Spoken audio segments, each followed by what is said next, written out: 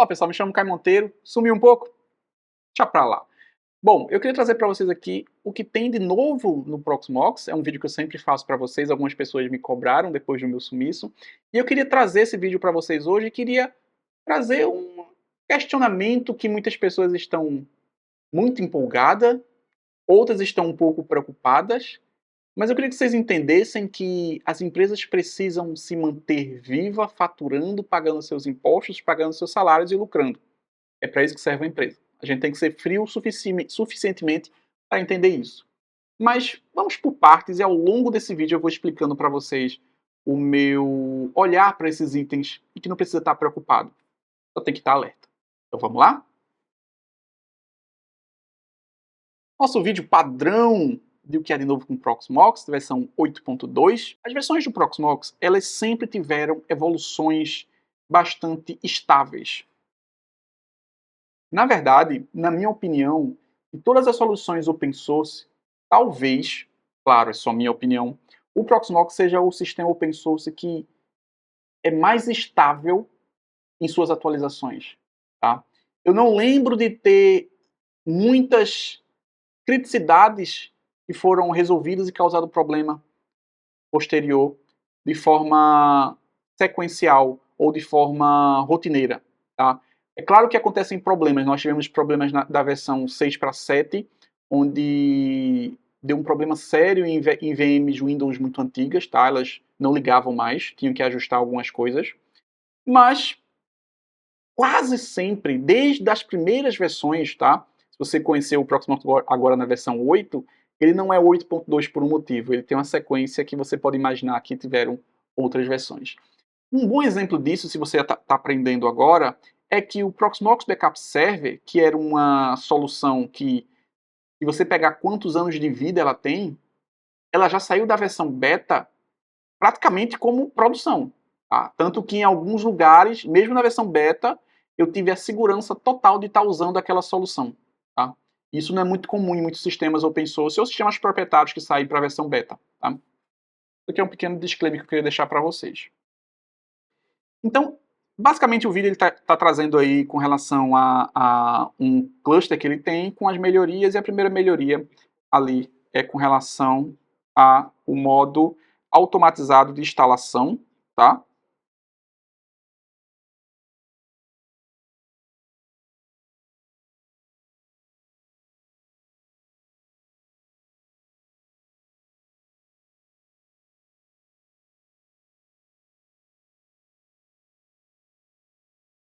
E eu tô vendo o vídeo pela primeira vez, tá, pessoal? Eu confesso que eu não vi nesses 2 meses que já saíram, tá?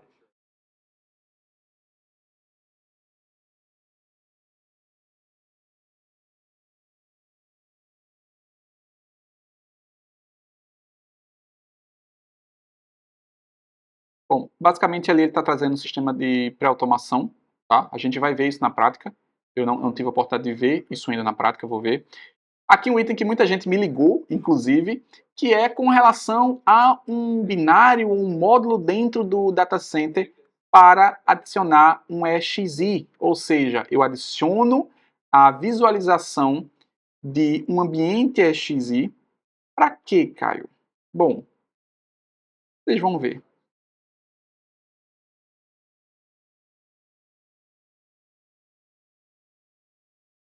Eu consigo ver os discos, tá?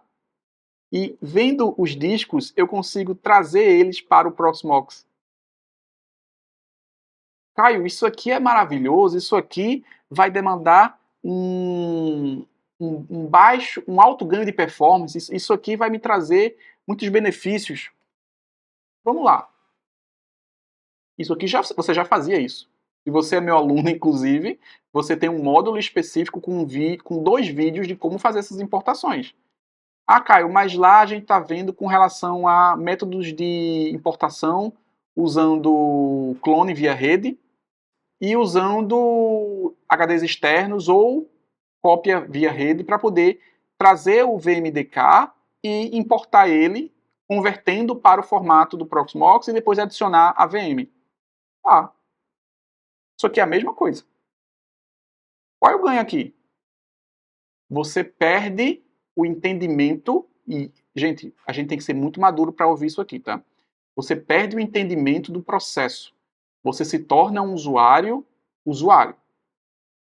Se essa solução, na sua versão 8.31, por exemplo, parar de funcionar, ou ela dá um timeout pelo tamanho do disco e você não entender que aquilo é timeout de disco que é muito grande, é um problema na rede, e você tem que fazer uma migração de 10 máquinas virtuais para o Proxmox e essa solução não está funcionando, você tem que saber fazer via shell.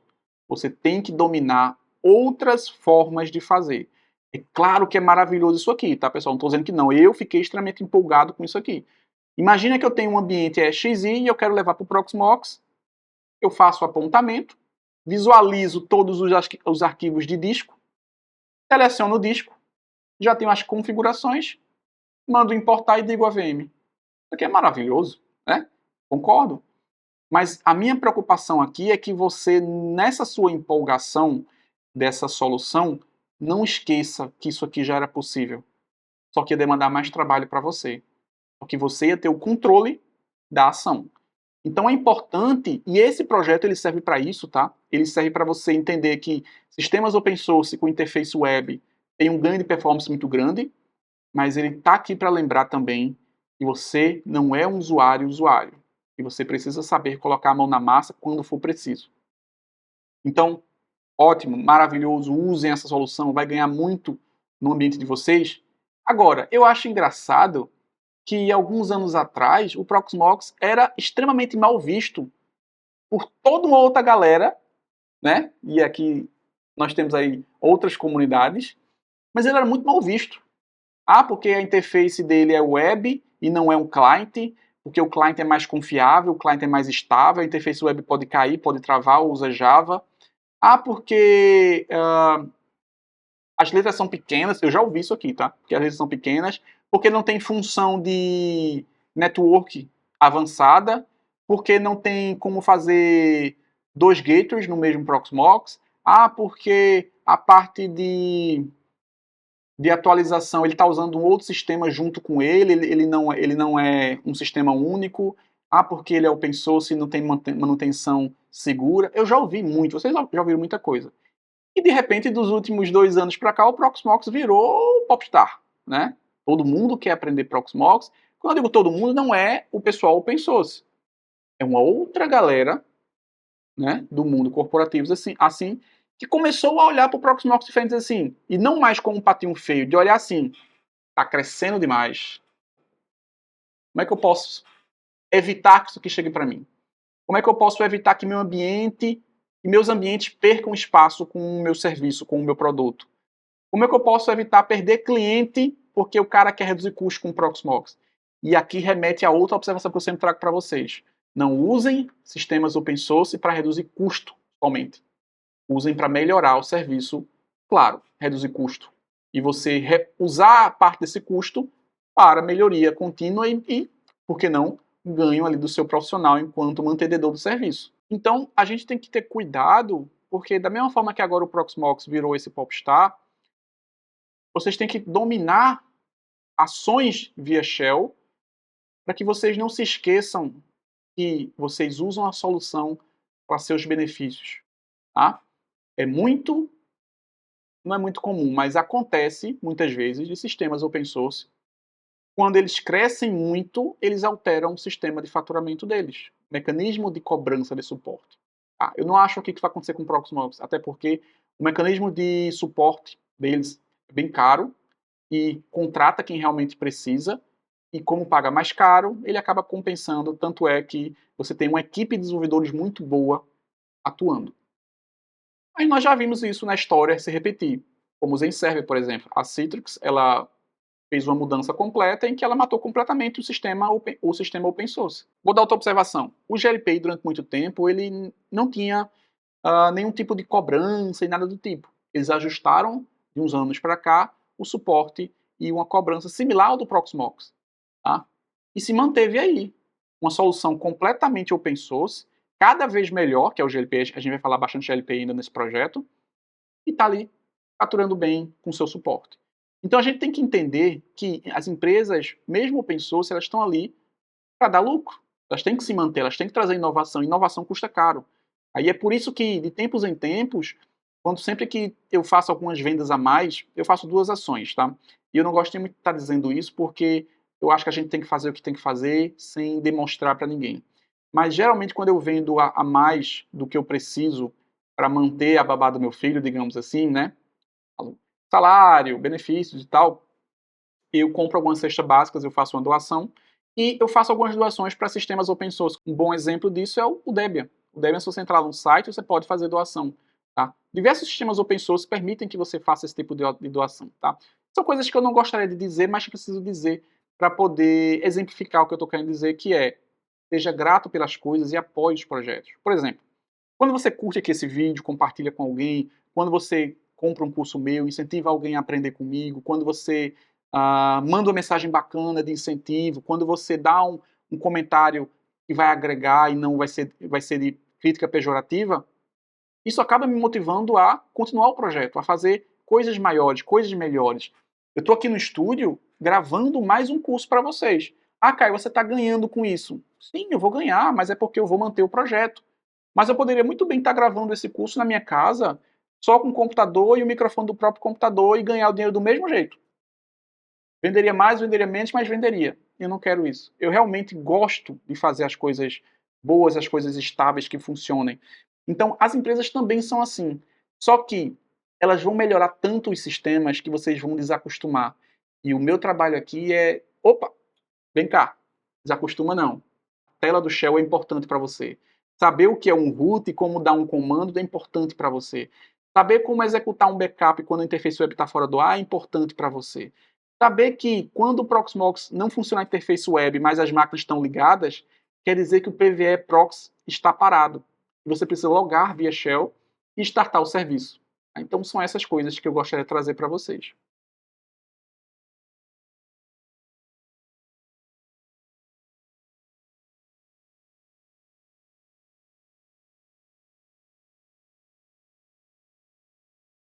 Ele fala que deu uma modernizada no Faro com o NeFTable. Esse NeFTable para mim eu tenho que ver, mas para mim é IPTables, tá? Tem que ver se ele tem alguma funcionalidade a mais, alguma coisa. Mas basicamente é um NetFilter, digamos assim. Experimental, tá? Eu pretendo colocar em prática cada item que ele viu, que ele disse agora na próxima semana, no próximo vídeo para vocês. Talvez até em live, tá, pessoal? Eu faça live aqui no estúdio onde eu tô para vocês. Passagens de itens para container. Que bacana, cara. Que bacana. Eu adorei isso. Tem coisa que eu quero fazer já com isso, tá? Isso aqui é interessante demais. Ficou muito prático. Eu não preciso dar uma volta tão grande, tá? Backup. O que é que ele traz em backup aí? Opção avançada. Já tinha um controle de banda. Eu tinha visto esse controle de banda. E aí ele está falando sobre... Calma. Volta aqui, amigo. Controle de banda.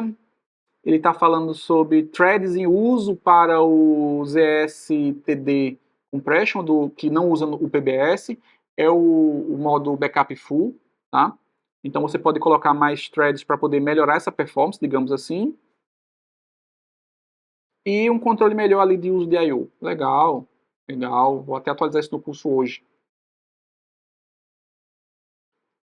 Suporte é certificado.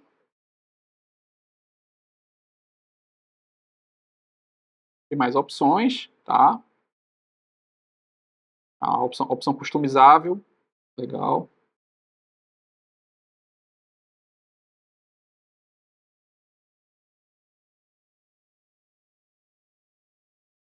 Cara, isso aqui você pode achar besteira, mas eu acho arretado. Eu gosto desse tipo de coisinha, sabe? Você melhora a usabilidade de uma coisa tão simples que você ganha tempo, pô. Mostra que eles têm uma atenção especial para a interface, sabe? O fato de você conseguir copiar um texto específico dentro das notas, pô. Cara, isso é muito interessante.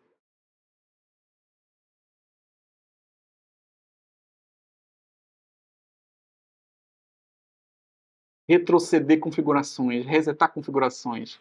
Antes a gente tinha que simplesmente fechar e reverter. Agora dá para retroceder. Cara, que legal.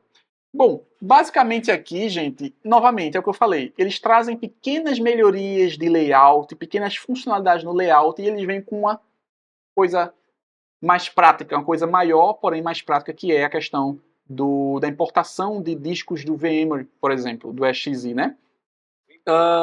Basicamente é isso, tá? Eu acho que a gente tem ali muitos ganhos com relação a isso, mas novamente, não se preocupem tanto com o que as pessoas dizem, não se deixem levar pelas mudanças positivas ou negativas, apenas domine essas informações e controle seus ambientes da melhor forma. Lembrando que de nada adianta você ter um cluster, você ter alta disponibilidade, se seus discos são ruins, se sua infra não é boa, e se você não sabe gerenciar minimamente esse serviço.